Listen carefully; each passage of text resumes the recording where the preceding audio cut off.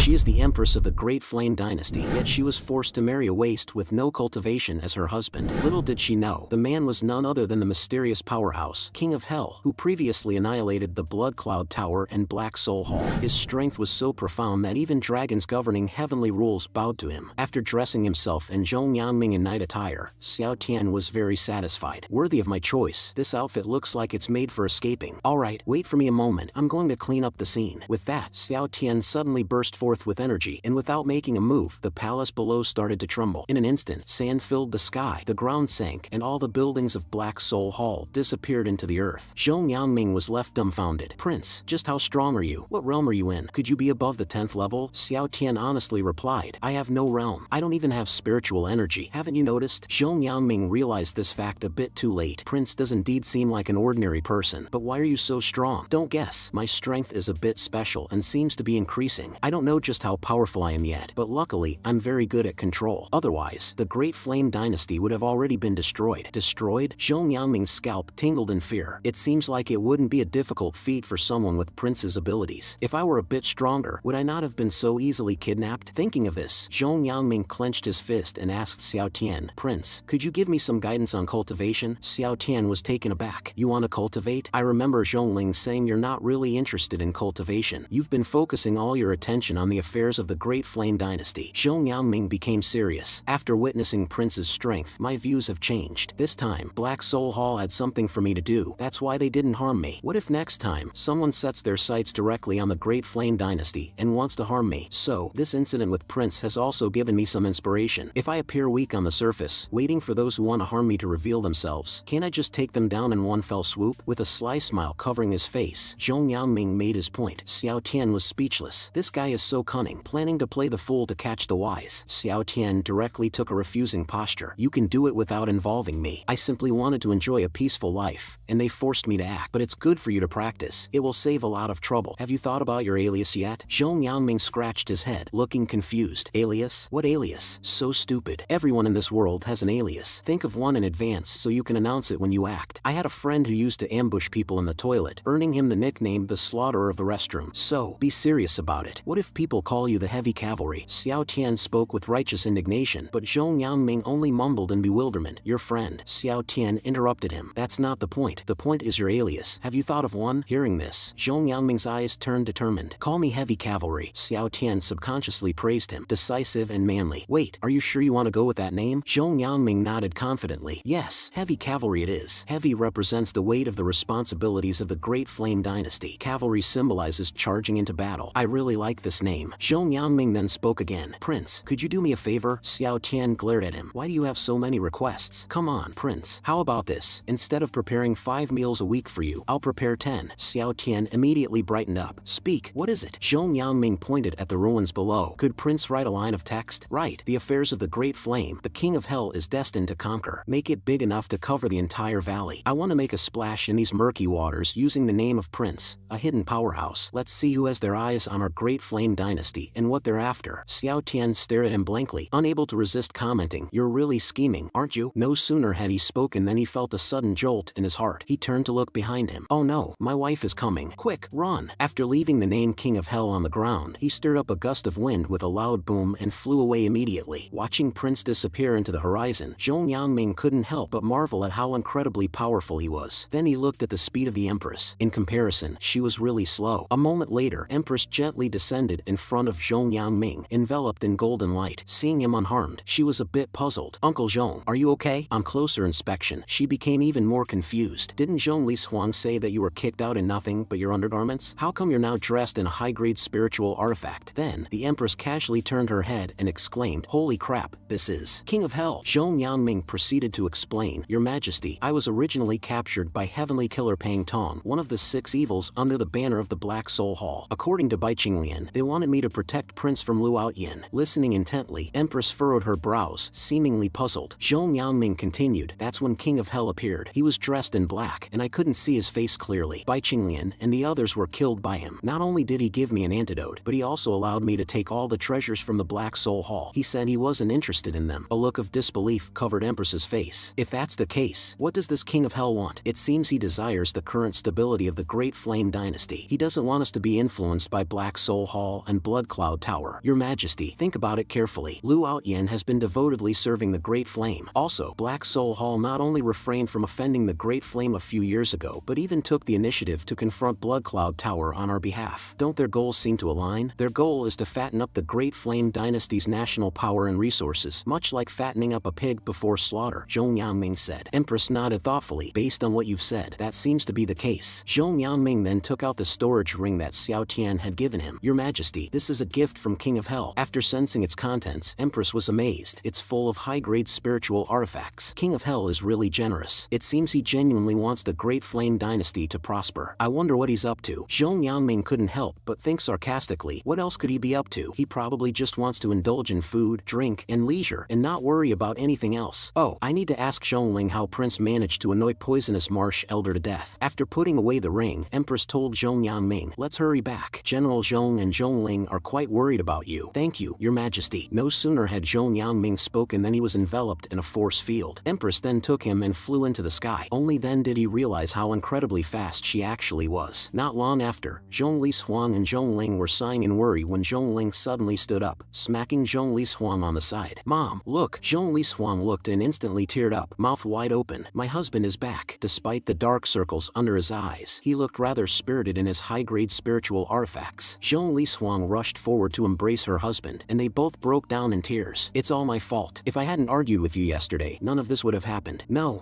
it's my fault for making you angry, Zhong Yangming said. Zhongling looked on, rather annoyed. Enough. You two have been married for years. Why are you being so mushy? I can't stand it. Hearing this, Zhongli Xuan finally let go of her husband and turned around to poke Zhongling on the head. Empress looked at the harmonious family scene and smiled contentedly, although there was a tinge of wistfulness in her smile. How wonderful it is to be with family. Whenever she dealt with petitions late at night, she would think about the happiness of other families and could only console herself with the thought, even if I'm alone, I can still manage. That night, after finishing her work, Empress stretched, feeling satisfied. A maid quickly approached and asked, Your Majesty, would you like some late-night snacks brought over? No need. I'm not really in the mood today. Has the back palace study been cleaned up? The maid seemed hesitant, stammering, It has been cleaned up. Tired and not noticing anything amiss, Empress walked directly to the back palace, only to find something seemed different. Usually, during her rest periods, there would be minimal lighting in the back palace, especially in the front yard, which should be dim and chilly. Why is it different today? She thought. Picking up her pace, she saw her husband, Xiao Tian, sitting on a stone chair. Seeing Empress arrive, Xiao Tian smiled. You've been working so hard. How about a hot pot late-night snack? You've probably never had something like this. Empress paused, emotion welling up inside her. How are you? Here. Xiao Tian stood up and guided Empress to sit down. Commander Lu told me that you have a small habit. Whenever you're up late handling state affairs, you like to have some late-night snacks. Eating alone isn't much fun, so I prepared some local delicacies from my hometown to reward you, Your Majesty, for all your hard work. As he spoke, Xiao Tian picked up a piece of meat with his chopsticks. For hot pot, you need to cook the ingredients in the broth. Each ingredient has its own cooking time. Try this one. Unfortunately, we don't have sesame sauce here, otherwise a single dip would make it incredibly fragrant. Xiao Tian blew on the meat to cool it down. Your Majesty, please, have a taste. Empress's cheeks flushed as she obediently opened her mouth to try it. After carefully chewing, she felt the delicious flavors spread across her palate, making her cheeks even rosier. Prince serves me so well, I'm very pleased. You deserve a reward. Xiao Tian looked at her with interest. What would Your Majesty like to reward me with? Empress returned his gaze fervently. I reward you with the chance to feed me again. Xiao Tian smiled. Your Majesty, please wait a moment. The piece of meat I'm cooking for you this time requires special attention, so you'll have to wait. Empress silently watched Xiao Tian as he busied himself, feeling a sense of appreciation. It's so good not to be alone, she thought. The two continued to eat, drink, and chat happily, enjoying the steaming hot pot. Before they knew it, it was already late into the night. Finally full and satisfied, Xiao Tian put down his chopsticks. Standing up, he said, Your Majesty, it's getting late. I should be going. As he finished speaking, a ring on his hand emitted a glow, and the tableware was quickly put away. Xiao Tian prepared to leave, but Empress suddenly spoke. Why go through all the trouble? Just stay here and rest. Upon hearing these words, Xiao Tian felt a jolt in his heart. He turned to look at Empress, who was smiling at him, her eyes shining like autumn water. It seemed like it was going to be another restless night. In the middle of the night, Xiao Tian lay in bed while Empress sat upright, meditating. Xiao Tian was a bit speechless, so she invited me here just to watch her meditate, but her way of meditating is really something else. As time passed, Xiao Tian began to doze off. In his half-asleep state, he suddenly jolted awake. What on earth is that? A majestic dragon was spiraling around Empress, making her appear even more awe-inspiring. Feeling quite annoyed, Xiao Tian thought, why can't I cultivate? I want these cool visual effects effects too. He suddenly remembered the system, puppy, and called out to it in his mind. However, the system displayed a message saying it was undergoing an upgrade. Growing impatient, Xiao Tian thought, why isn't it done upgrading yet? Upon hearing this, puppy immediately paused its upgrade. I'm sorry, master. How may I assist you? Xiao Tian pointed to the dragon surrounding Empress. Can I get those light effects too? Puppy clarified. Master, those aren't just light effects. They're the Emperor's dragon energy and royal purple energy that surrounds Ziruoyan. These are extremely rare and dignified energies that belong to the human race's legitimate lineage. Disdain appeared on Xiao Tian's face. Legitimate lineage of the human race? Is it so impressive? Puppy responded, Master, there are thousands of different worlds in the universe, each with their own traditions and races. Ziruoyan's lineage is from the most legitimate among these in the realm of thousands of worlds. Xiao Tian finally got serious. Thousands of realms and worlds, and the legitimate lineage of the human race is so powerful? Does that mean the realm we are currently in is one of the most core ones? No, Master. The realm you are in is called the Southern Wilderness Realm, also known as the Southern Wilderness World. It's one of the most desolate, impoverished, and fragile realms among the thousands of realms and worlds, Puppy explained. Hearing this, Xiao Tian was rendered speechless. So, I'm in the worst one? Fine, go back to upgrading. Subsequently, he looked at Empress with a goofy grin. Who would have thought I'd be so lucky? Summoned to another world. And not only do I get an Empress as a wife, but she also has golden legendary potential. Just as Xiao Tian was entranced by Empress, she suddenly opened her eyes and looked at him. Startled, he quickly turned around, his face flushing as he stammered, I was just looking, not doing anything. Seeing his reaction, Empress chuckled affectionately. Then, Empress ended her meditative state. With a wave of her small hand, the lights dimmed, shrouding the room in soft darkness. Alright, let's rest, she said as she lay down. Xiao Tian could only nod and obediently follow suit. After some time passed, under the increasingly bright starry sky, Xiao Tian, who was deep in sleep, was suddenly awoken by Empress, who kissed him lightly. Pulling away, she softly explained, my word is my bond. Since I said I would reward you, I won't just casually go back on it. It's just that it's a bit late. Xiao Tian's face turned red, and one thought dominated his mind. Did I just lose my first kiss like that? He moved closer to Empress, whispering in her ear, can you still sleep? Meanwhile, a group of people dressed in black robes looked at the writings on the ground, completely astonished. Black Soul Hall and Blood Cloud Tower have just disappeared like that, without a trace. Elder Wu Haobo looked disdainful. Bai Qinglian is really useless, can't even handle such a small matter. At these words, the two men in black robes who were with him immediately became unhappy. Wu Haobo, we're all in the same boat here. The Bai Temple Master is dead. What's the use of speaking ill of him now, especially when he died fighting against someone as powerful as the King of Hell? He died like a man. However, the next second, Wu Haobo snapped. Nonsense. Following his outburst, a sharp attack instantly pierced through the forehead of one of the men. The remaining few stared at him in shock. Is this the same Wu Haobo who was afraid of dying? He's just an elder of a minor division, and yet his move was so swift and powerful. Trembling, one of them cautiously asked, you've actually reached the 9th rank already? Wu Haobo smirked. When facing someone as strong as the King of Hell, one must be careful with their words and show some respect. Those who don't surrender and choose to provoke are just asking for death. Fortunately, our sect planned for one of us to be in the open and the other hidden. Otherwise, how would our sect ever get word of what's happened here? At this, the few were even more astonished. You and Bai Qinglian are actually from the same sect? Wu Haobo didn't answer but muttered to himself, Bai Qinglian, my foolish junior brother, you almost ruined our sect's big plans. He then turned to the crowd. My junior brother Bai Qinglian is dead. It's my turn to come into the light and take temporary control of the Black Soul territory. From now on, all the divisions will combine into one, gathering our forces. The Southeastern Sandstone Division will serve as the main temple for now. Everyone quickly bowed their heads in agreement. After finishing his instructions, Wu Haobo thought grimly, King of Hell, once reinforcements from my sect arrive, you won't be jumping around any longer. On the other side, in the backyard of Empress's study, Empress was writing. Xiao Tian, holding a book, asked, Wife, isn't the story in the Emperor's journey a bit exaggerated? Empress replied, No, what's recorded in the book are all true experiences of my father. Everything can be verified. Although it may seem incredible, it's precisely because of such incredible experiences that my father was able to achieve such great feats. Xiao Tian was speechless. He didn't pick up the wrong book, but his wife's father was actually named Esteemed Purple Emperor. What's with this cringeworthy, overly dramatic name? And this biography reads like a wish fulfillment story. The book actually says that a long time ago, an old scholar found a baby at his doorstep and named him Esteemed Purple Emperor. However, Esteemed Purple Emperor was different from others from a young age. There were sounds of dragon roars in his dreams. Unfortunately, when he was tested at the age of 5, his talent was deemed extremely low. At that time, he suffered a lot of disdain and ridicule from others. Finally, at the age of 16, after experiencing a broken engagement and his foster father's suicide, he attempted to take his own life. Fortunately, his suicide attempt failed, and instead, he stumbled upon a cave filled with spiritual energy in the form of elixirs. With the influx of this vast elixir, esteemed Purple Emperor's Supreme Emperor's body finally awakened. Later, esteemed Purple Emperor broke through his limitations and traveled the world. He met his companions and gradually made a name for himself. However, the genius girl who broke off their engagement, along with the son of a promoted county magistrate, couldn't stand to see esteemed Purple Emperor leading such a successful life. So they frequently sought to cause trouble for esteemed Purple Emperor, even escalating their efforts to the point of attempting to assassinate him at his home. To protect himself, esteemed Purple Emperor had no choice but to kill the son of the county magistrate. Little did he know, this son was actually the illegitimate child of the current prime minister. To protect this younger son from potential harm from his legitimate wife, the prime minister had secretly placed the child under the care of his student, the county magistrate. Now that the child was killed, esteemed Purple Emperor had angered the powerful and had no choice but to flee while facing assassination attempts. Eventually, after discovering that all his friends and family in his hometown were killed by the prime minister, esteemed Purple Emperor became enraged. He killed the county magistrate, took up arms, and started a rebellion. A few years later, at just 20 years old, he founded the nation of Great Flame and became the great emperor that his foster father, the old scholar, had always believed he would be. Reading this, Xiao Tian couldn't help but be impressed. What an awe-inspiring father-in-law, just like the main character of a novel. Although the story seemed extraordinarily thrilling and reasonable, something felt odd to him. Seeing him furrow his brows, Empress asked, "What's on your mind? You look concerned." Xiao Tian then slowly explained, "Your father had an extraordinary encounter in that cave, awakening his potential. He wanted to study at the Four Directions Academy, but had no way to get in. At that time, the county magistrate's cousin was present and provoked your father. They fought and caught the attention of the academy's tutor, who then admitted your father." Empress nodded. "Indeed, that was one of the fortunate twists in my father's life, full of hardships. Your Majesty, don't you find it odd?" Xiao Tian continued. "If you look at the story of esteemed Purple Emperor from a different perspective, something about his life experiences doesn't add up." Hearing this, Empress suddenly turned her head and said, "What do you mean?" "Based on my inference, when esteemed Purple Emperor first entered the academy, he had little to no resources. However, shortly after enrolling, he was provoked by the cousin of the county magistrate's son. He won several spirit stones and elixirs from the duel. The prodigious girl who broke off the engagement, and she initiated a challenge herself. She lost to your father, giving him a substantial amount of academic credits, which could be used to exchange for various resources at the academy. Coincidentally, your father didn't have a suitable spiritual artifact at the time, so these academic credits came just in time. Later, when your father left the Four Directions Academy and wandered the world with your mother, the county magistrate's son secretly mobilized the power of his biological father, the prime minister, to ambush him. Your father not only killed the county magistrate's son, but also those who were trying to assassinate him, gathering a large amount of resources in the process. When he rose in rebellion in Luo County, the prime minister was enraged and sent troops to suppress him. Each time your father clashed with the imperial army, he captured a great deal of military supplies and provisions, expanding his territory in the process. Finally, during a standoff against the prime minister's army led by Prince himself, your father fought to a standstill with the prime minister's four great Vidras. He had a breakthrough on the battlefield, killed the four great Vidras first, and then decapitated the prime minister, putting an end to this long-standing grudge. Empress listened intently as Xiao Tian continued. "Don't you find it strange that at every turn, your father seemed to gain precisely the resources he needed, almost as if some unseen force was arranging things for him?" Hearing this, Empress suddenly stopped writing and turned to face Xiao Tian, asking, "Are you sure you're reading the biography of the esteemed Purple Emperor?" Xiao Tian still looked skeptical and said, "If you remove all the emotional text that portrays how miserable your father's life was, and only look at the outcomes and gains, the situation becomes very interesting. This prime minister of Great Han could have directly sent his four great Vidras to resolve the issues from the start, but instead, he kept sending experience, equipment, money, territory, and even supplies. Toward the end, he even gave up his own life, catapulting your father's fame to the peak." The more Empress listened, the more startled she became. She quickly put down her brush, went over to Xiao Tian, and grabbed the book to flip through it. Sure enough, the content was as Xiao Tian described. Seeing how worked up Empress was, Xiao Tian tried to comfort her, saying, "I don't know if it's really this coincidental or if someone with a twisted sense of humor has been manipulating things all along. After being adopted by an old scholar who wrote storybooks for a living, your father led a life similar to that of a storybook protagonist." This thought alarmed Empress. Could my father's legendary life have actually been manipulated by someone? She wondered silently. "No, something is wrong here." She told Xiao Tian to keep this hypothesis a secret, stowed away in their hearts. "Regardless of the truth, strength is what matters most. My cultivation has been going very smoothly lately. Even reaching the 10th level won't take too long," she said. With that, she patted Xiao Tian on the shoulder and assured him, "Don't worry, I've got this. Any conspiracies or schemes, any fog of deception, all would be laughable in the face of absolute strength. Even if the situation situation deteriorates to an irreparable state. If anyone wants your life, they'll have to step over my dead body first. After speaking, Empress blushed slightly and turned back to her desk. Xiao Tian was left somewhat bewildered by her words. Hold on, all I did was casually read a book and share some afterthoughts. How did the topic suddenly shift to matters of life and death and profound vows? And what's with my wife, the Empress? Why is she trying to flirt with me so abruptly? Ugh, this is frustrating. I'm feeling sleepy again. Might as well lie down, he thought. With his current leisurely lifestyle, he mused that he could easily write a storybook titled The Royal Son-in-Law. The overbearing Empress falls in love with me. Amused by his own thoughts, Xiao Tian yawned out of boredom. After some time, Empress finally finished her work and stretched beautifully. When she turned her head, she found that Xiao Tian had already fallen asleep. She smiled at the sight, thinking that having someone by her side felt indeed wonderful. She wondered, though, how long she could preserve this happiness. That day, Xiao Tian enjoyed a meal at cook Zhong Yangming's home while Zhong and his daughter practiced their stances in front of him, trembling with exhaustion. As Xiao Tian ate, he didn't forget to chastise Zhong. Squat lower. How are you even worse than your own daughter? Provoked by his words, Zhong Yangming couldn't hold on any longer and collapsed on the ground, panting heavily. Why is this so difficult? He muttered. Xiao Tian shook his head and said, practicing martial arts without foundational work is a waste. Your basics are too weak. You are far behind Ziruoyan in the same cultivation process. Her speed in cultivation is fast, but her foundation is very solid, perhaps due to her constitution. You should earnestly follow my training. Just look at how skilled your daughter is. Zhongling also turned her head to encourage her father. Dad, hang in there. Prince's cultivation methods are really effective. It's not just about honing the basics, it seems to enhance innate talent as well. Zhong Yangming was stunned. Enhance innate talent? Xiao Tian took a large gulp of fine wine. Your cultivation methods rely on borrowing the power of heaven and earth to improve yourselves. That's interesting in its own right. My past training focused on external body conditioning and internal energy cultivation. I focus on self-improvement, continuously exploring my own potential and breaking through human limits. This technique emphasizes transcending oneself, establishing one's inner world. The heart and mind communicate with each other, connecting with the heaven and earth. Zhong Yangming and his daughter were dumbfounded. This concept was simply inconceivable in their understanding. Xiao Tian shouted, all right, continue practicing. Your fatigue means you've just started getting into the groove. The real mental grind starts now. Seeing Zhong Yangming trembling uncontrollably, Xiao Tian couldn't help but inwardly chuckle. Zhong Yangming is actually a once-in-a-millennium martial arts prodigy. The title of heavy armored cavalry will probably spread far and wide before long. Meanwhile, at the residence of Chancellor Lu Outyen, who had been plotting to kill Xiao Tian, Lu Outyen was reviewing official documents. Suddenly, he sensed someone approaching. In the next second, a masked man appeared before him. The masked man respectfully presented a sealed letter. Sir, please take a look. Lu Outyen took the letter, his expression turning somber. Is there an issue with the Empire? They've actually sent someone to deliver a message directly. This is absolutely outrageous. The masked man quickly explained. Sir, there has been a slight issue in the aftermath of the Black Soul Hall's destruction. Lu Outyen snorted coldly. An issue? What kind of issue could there be? It's probably just the Holy Demon Sect sending more people. But the next second, Lu Outyen was stunned. How could this be? That's the Holy Demon Sect. He stood up immediately and inquired. How did the leader of the Holy Demon Sect die? What about the agreement? The man replied, Sir, the agreement still stands. According to the information provided by the Astral Pavilion, although the leader of the Holy Demon Sect is dead, a new leader will soon take his place. Lu Outyen seemed quite shocked. According to the information we have, the Holy Demon Sect wasn't completely wiped out. It seems someone else interfered, and the three-party agreement is still intact. Things are very complicated right now and prone to go wrong. Lu Outyen paced back and forth in his chamber, visibly unsettled. We've planned for so many years and expended so much in resources. There mustn't be any mistakes at this final juncture. Rest assured, sir, His Majesty has mentioned that our years of hard work will not go to waste. If the new leader of the Holy Demon Sect plays by the rules, all is well. If not, we're prepared for that too. As he said this, the masked man took out a talisman. Lu Outyen was immediately taken aback. What is this? He snatched the talisman. Has His Majesty gone mad? If this talisman is activated, it'll be a do-or-die situation. This is incredibly daring. To bring this here. No wonder someone was sent all this way. Delivering a message was just a ruse. This is the real deal, isn't it? Indeed. The masked man removed his mask and said, His Majesty's verbal order. At worst, it's a do-or-die situation. Lu Outyen was stunned. He actually sent you? It seems His Majesty is prepared for a battle of no return. He spoke coldly. Who else came with you? The man replied, The four great Vidras. It looks like we've indeed reached the final juncture. From now on, stay at the place I've prepared and try not to show yourselves. Understood. We are just a backup force and won't take any action unless absolutely necessary. With that, the masked man vanished in a flash, leaving only Lu Outyen standing there. He looked at the secret letter and muttered, 100 years of planning, and yet things are prone to go wrong at the most critical moment. What exactly happened? happened to the holy demon sect. I've spent so many years working for the Eastern Flame Kingdom and the Great Flame. There can't be any mistakes now. Xiao Tian walked down the street and immediately a young man approached, offering him some local snacks. Prince, this is freshly made popcorn flour. Would you like to try some? Xiao Tian took it and asked, has your mother's illness been cured? The young man was overwhelmed with gratitude. Yes,